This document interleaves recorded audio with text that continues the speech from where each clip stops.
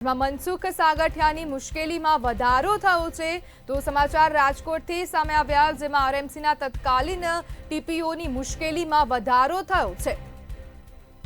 ED દ્વારા RMC પાસે ગુનો દાખલ કરવાની દરખાસ્ત મંજૂર થઈ ગઈ છે અને મનસુખ સાગઠિયાની હવે મુશ્કેલીમાં વધારો જોવા મળી રહ્યો છે।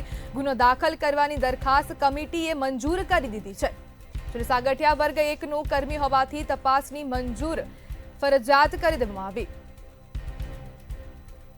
રાજકોટથી સમાચાર સામે આવ્યા, હવે આ દરખાસ્ત જનરલ બોર્ડમાં મંજૂરી માટે મૂકવામાં આવશે, જેમાં જનરલ બોર્ડની મંજૂરી બાદ કાર્યવાહી કરાશે।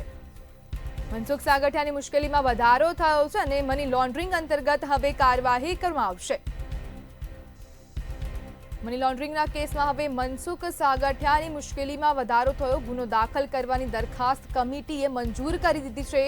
જ્યારે સાગઠિયા વર્ગ 1નો કર્મી હોવાથી તપાસની મંજૂરી ફરજિયાત આપવામાં આવી છે। મનસુખ સાગઠિયાની મુશ્કેલીમાં વધારો થયો અને મની લોન્ડરિંગ કેસમાં હવે મનસુખ સાગઠિયાની મુશ્કેલીમાં વધારો થયો અને આરએમસીના તત્કાલીન ટીપીઓની મુશ્કેલીમાં વધારો થયો છે। જ્યારે કમિટી દ્વારા દરખાસ્ત મંજૂર કરવામાં આવી છે અને ઈડી દ્વારા આરએમસી પાસે ગુનો દાખલ કરવાની દરખાસ્ત મંજૂર કરી દીધી છે અને ગુનો દાખલ કરવાની દરખાસ્ત કમિટીએ હવે મંજૂર કરી દીધી છે। સાગઠિયા વર્ગ 1નો કર્મી હોવાથી તપાસની મંજૂર ફરજિયાત કરવામાં આવી।